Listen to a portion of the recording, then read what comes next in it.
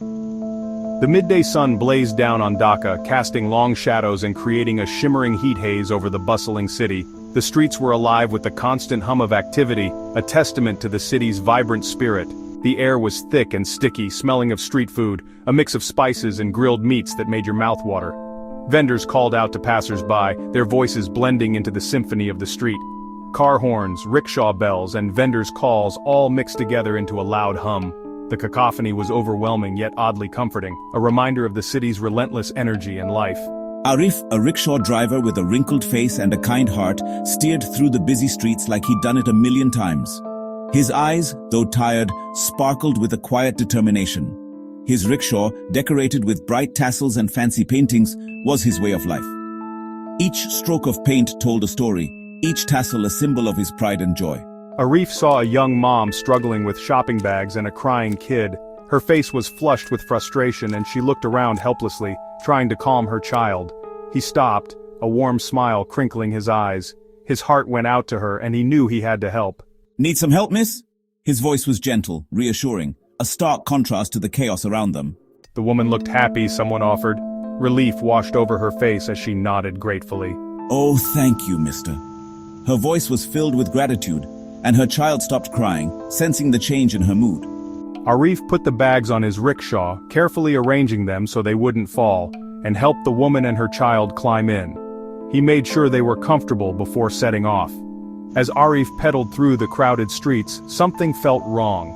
A sense of unease settled over him, growing stronger with each passing moment. The city felt different, tense, like something bad was about to happen. The usual hustle and bustle seemed overshadowed by an invisible threat. People were whispering, their faces full of worry. Conversations were hushed and eyes darted around nervously. Arif didn't know it yet, but this was only the start of a terrible nightmare. The city he loved was on the brink of something unimaginable. Dhaka was about to be attacked by something truly scary. The skies darkened, and an eerie silence fell over the city, marking the beginning of a harrowing ordeal. A horrible scream broke the air. Then, everything went crazy. The once bustling city of Dhaka was thrown into chaos in an instant. The streets, which were filled with the sounds of daily life, were now filled with the sounds of terror and confusion. People ran through the streets, their faces twisted in fear. The panic was palpable, spreading like wildfire.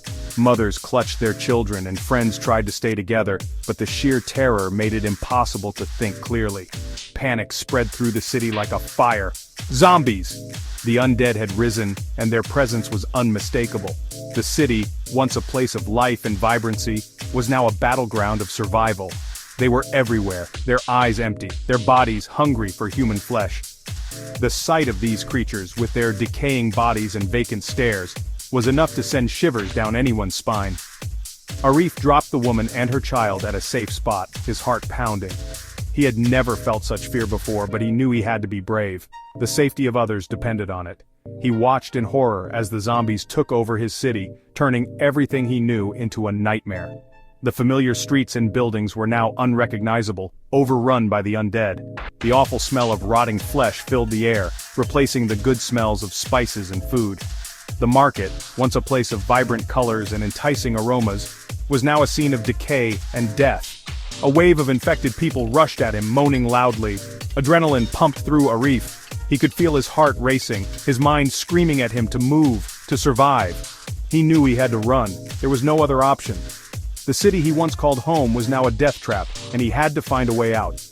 Pushing his rickshaw as hard as he could, he sped away from the center of the outbreak, his mind racing, trying to find a safe place in this city of the dead.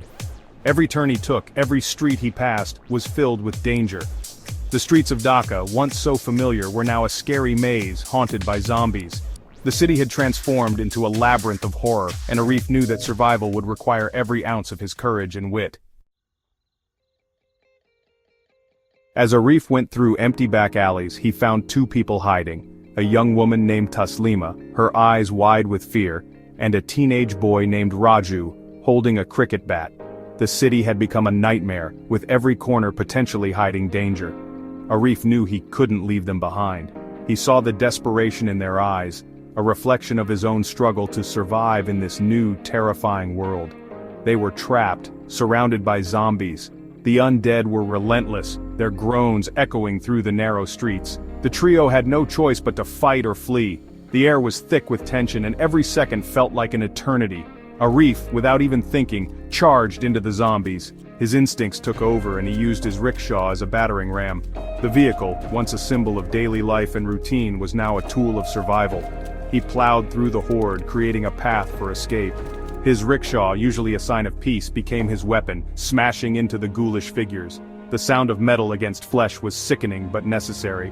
Arif's heart pounded in his chest as he fought to protect the strangers who had now become his responsibility. He pulled Taslima and Raju onto his rickshaw, their breathing fast, their bodies shaking. They clung to each other, the fear in their eyes slowly giving way to a glimmer of hope. Arif knew they had to move quickly. The city was no longer safe. We have to get out of the city. The urgency in Taslima's voice was clear.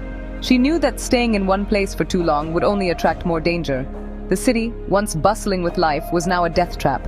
I know a place. Raju's voice was steady, filled with determination. He had a plan, a destination in mind that could offer them a chance at survival. It wasn't much, but it was something to hold on to. As they sped away from the infected city center, the streets blurred into a chaotic mix of shadows and light. The once familiar roads now seemed alien, twisted by the horrors that had taken over. But with every turn of the wheel, they put more distance between themselves and the danger.